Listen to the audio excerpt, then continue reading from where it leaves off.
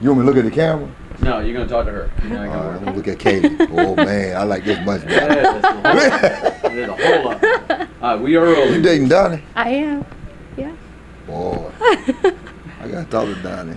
Did he trick you? What did he do to you? He tricked you? He didn't trick me. Oh no, he's a good one. He is. I I, like think he's that. good too. Are we good? We're Yep, rolling? we're Oh, rolling. wow. Okay. Hopefully that doesn't end up on the final cut. So, Coach Davis, you're in the Clemson Hall of Fame, you're in the Ring of Honor, and you're also in the College Football Hall of Fame. What does that mean to you? Well, first of all, anytime you're able to accomplish awards at that magnitude, right away my thoughts are not about me. The first thing I think about is my mother and my grandmother that instilled so many great characteristics in me, great work ethic, being dedicated to your craft. And then I think about my coaches, I think about my teammates, and because like I said, anytime you receive awards at that magnitude, it's definitely not about an individual, it's about a collective group of people who are committed to accomplishing a common goal, and because of that, and I was able to receive some of those honors. So it's really important to me. It's more important to me now than when I played, because I have children, I have young men that I mentor every day, and I want my life to be a positive, have a positive impact on other people's lives. Is that something that impacts the message that you try to convey to the recruits and all the young men that you have in your office every day?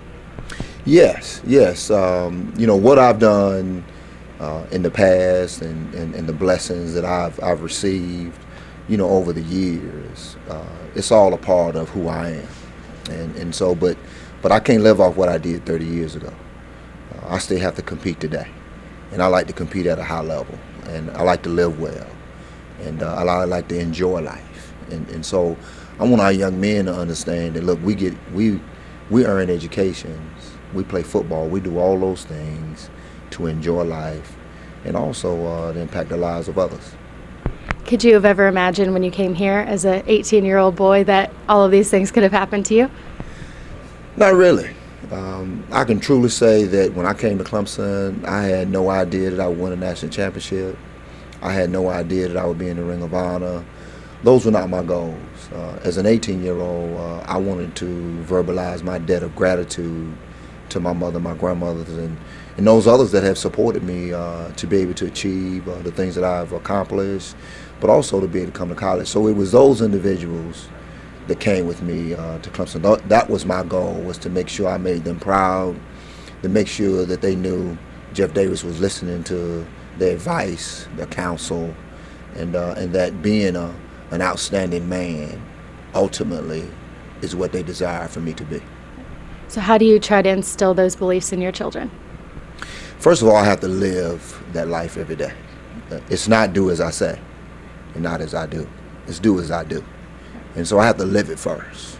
Also, I constantly show value, not only to my family or people that I meet. I show value to them.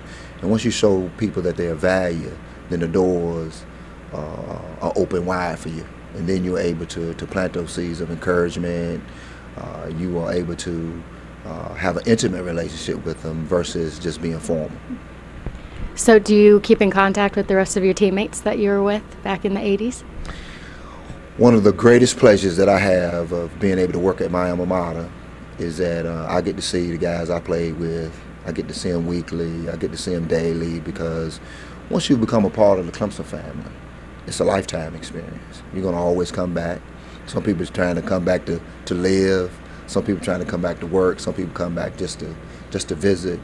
But I have an opportunity to see them, and it's one of my best moments. A matter of fact, my teammates drop by the office all the time, and we still kid one another. And that's one of the things that I really grown to love about Clemson University, is that, hey, it's a lifetime commitment. It was never about me being here 4 years or 3 years, but it's impacted my life, and it will impact my life for the rest of my life. And so I enjoy seeing my friends. I enjoy seeing people who supported me while I played here. I enjoy letting recruits know that, look, there may be some people telling you about Clemson that may have just read about it, but I've done it.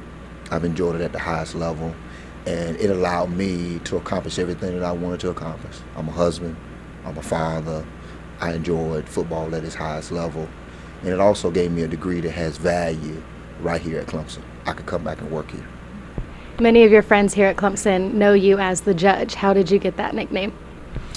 A young lady by the name of Kim Kelly worked in the sports information office, and she was seeking ways to promote us as All-Americans, and everybody called me JD.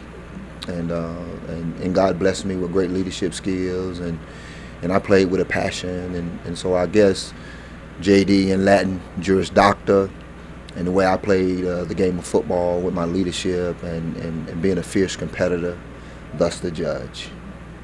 That's awesome. And outside of your office here, we have a sign that says the House of Truth. Can you tell me a little bit about that?